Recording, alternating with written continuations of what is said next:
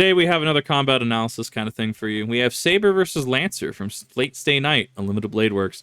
As somebody that is on the edge of fate, as somebody that just needs to schedule time to actually sit down and watch and maybe even play through some of the VNs, right? I just need to get into it. Been told that this is actually going to be right up my alley, especially with combat fights. So Twitch chat did recommend I do look at the Saber versus Lancer fight, kind of give my two thoughts on it, give my 2 cents.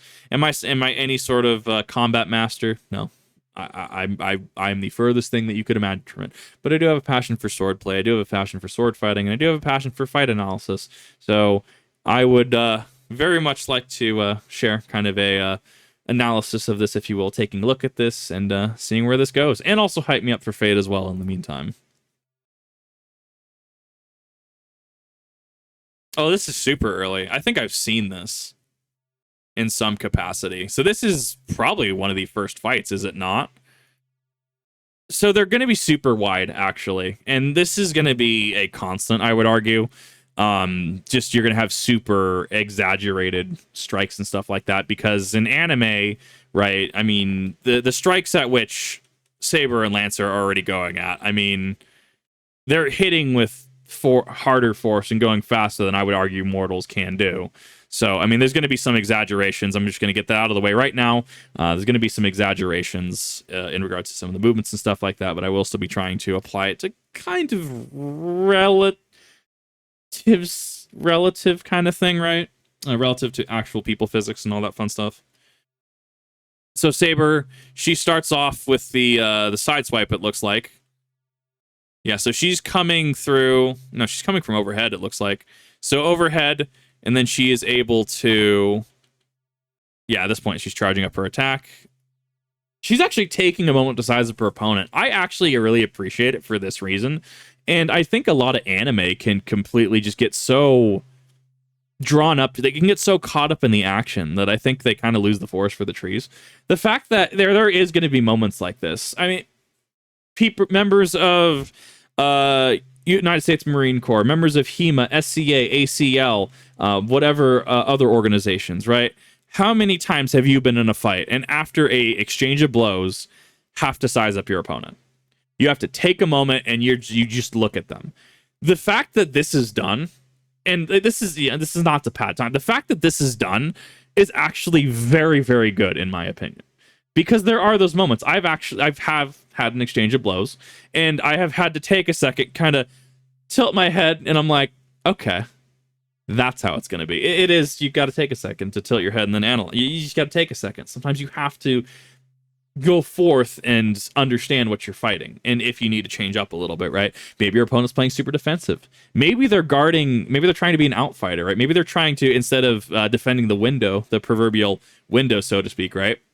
Maybe they're defending out here, and you have to take a second to kind of reassess. This is, I feel, underappreciated, but it is very appreciated for me, I assure you. That is actually really disgusting, because that is a lot of leverage, actually. Oh my god. He can just pull down, and he's right in their face. That is disgusting. This is going to be a little... I'm going to have to go through this frame by frame. We're going to go through the exchange. Very heated exchange, obviously very exaggerated because, you know, anime reasons, movies. Wow, this is actually a lot better than I thought this was going to be. I haven't seen Fate before this. Let's be real. Like, I've seen very little of Fate. So Saber ends up going in. She ends up going in for an offensive. She's initiating this. And she comes in from an overhead, which he deflects. Oh god, it's hard. The frames in this are actually really impressive. So she comes right, and then comes back left and goes up. He's using both sides of this, isn't he? That is disgustingly good, actually. It is all she's taking. They're pretty evenly matched in this, I would argue. No one's necessarily winning a crossing. No one's really gaining any sort of advantage. He's able to, for example, go on in. He's trying to be able to get some stabs in, some hits in, but she's able to deflect it just fine. But likewise, she's also not able to actually gain any ground here. This is arguably a stalemate at this point, which they both realize this, and that is why you lead to this part where she rushes forward. She almost has him, but of course he bounces back you know, we have a zero sum gain at this point. However, he's going to reposition. He's going to come in for the strike. Ooh, barely missing though. Did she actually step out of the way of that? I have to actually see where she was. So she was standing here. She ducks to the side. Okay. So she's actually opening. There's a thing that we discussed in SCA in regards to multiple lines of defenses. One of them is going to be get your sword in between their weapon and you, right? So naturally, if Saber's sword is on this side and his spear is on this side, grats. I mean, we're going to assume that this is up a little bit, but having your sword between them, right? That's one line. Two, get off center. Because if he's going this way, if he's thrusting through and she's now off center, that is a second line of defense. It's the third one that always messes me up. I'm not super familiar with the concept, but there is a concept that has been thrown around me, which has been, when you make a movement, you want to set up, you want to advance your game state, but also kind of set up your three lines of defenses, right? Whether that's, turning your plane of steel, making sure it's pointed at them. If it's pointed at them, they can't necessarily move forward, but you're also off center from them. Spear fighters are great. There's a video out there of me that actually has fought spears at an SCA event. It was awful. I lost. It was. Spears are quick. I love spears. I actually probably really want to learn spear soon. She does off center. She does do an uppercut. She just from the earth just goes straight up and gets him out of there.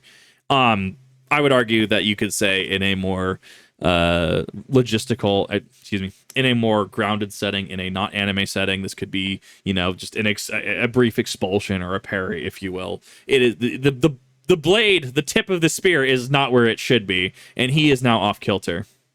Reach is a hell of a drug.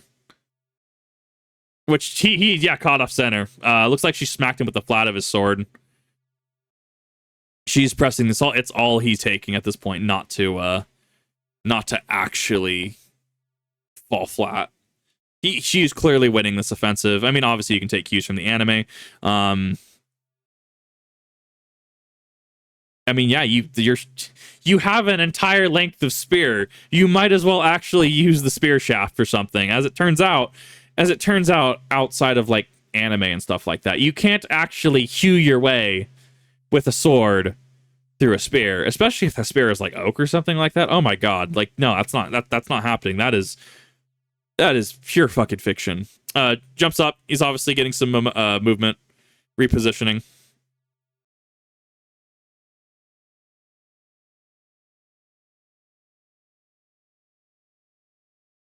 I mean, he defaults to a really, really good pose. I'd have to delve into this a little more. It's outside of things that I've done. I think the ones I've seen have this a little less raised, but this a little up. So this is a little more level, if that makes sense. But that comes down to a completely stylistic choice in regards to the form being used here. I'm used to, I would argue, fighting more European style fighters, right? Fighting people are gonna they're gonna look at European fighting. They're gonna look at and it's very good low stance. No, this is a very great stance, and I feel that this might probably be more Asian style. Like this actually, what group is it? He's Irish. I'd have to take a look at it a little sooner. So I'm a little uncertain as to this. I have seen this. I'm probably thinking of the Japanese artwork of Izanami and Izanagi and dipping the spear to create the islands of Japan. That's what it's reminding me of. It does seem like it almost reminds me of a certain Chinese pose, which obviously Izanagi, Izanami, that is Japanese mythos. Chinese is separate. This very, very Asian, I would argue, in regards to form. I'd be very interested if someone knows the exact style. That is a big spear, too. Oh my god.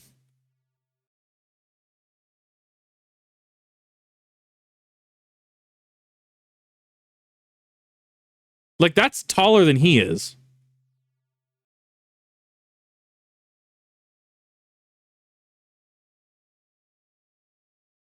So he's just going blind in.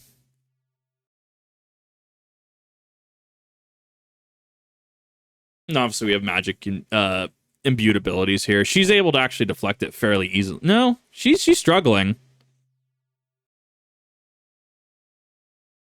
No, she's having a time. Fair enough. What's happening here? Ooh, she actually got pierced by that. Yeah, she's gonna need a second to recover.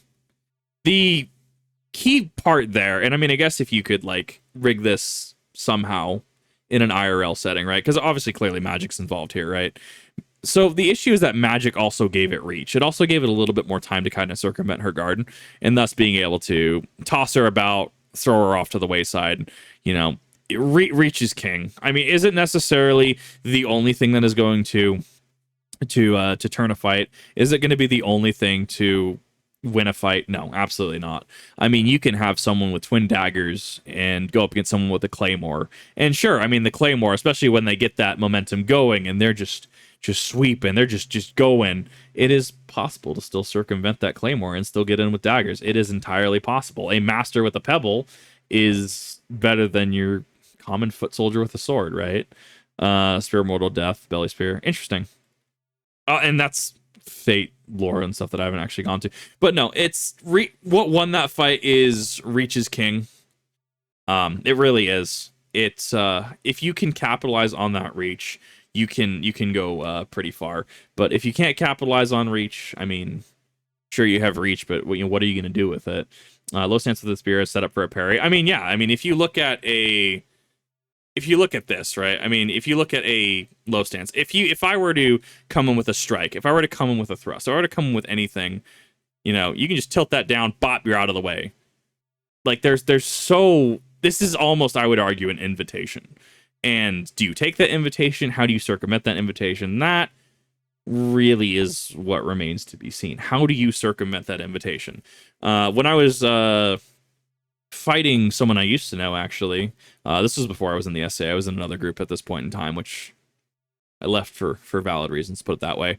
There was he had done professional fencing, and so he had done a guard with a blade where it was similar to this, right? He would actually turn his body in a way, and he would take, so that the basket will be up here and it would be pointed down, right?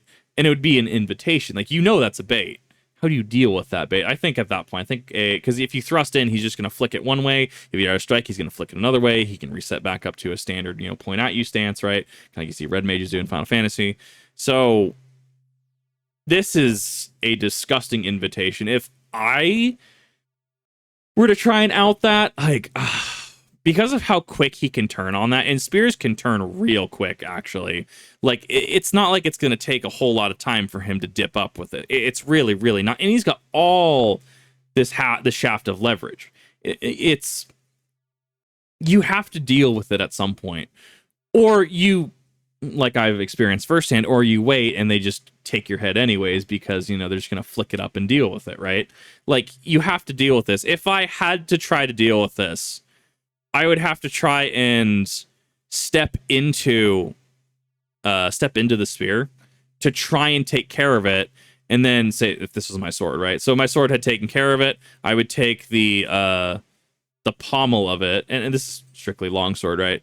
And I would rotate it up so that way the blade started facing him. That way I had a layer of defense. I'm also off center from him, so I would have to step into this to get that hard block, and then rotate it down to get into it. So, I mean, number of ways you could deal with this. Spears are kind of a menace in themselves. I actually really like this as a fight. Obviously, there's some over exaggerations.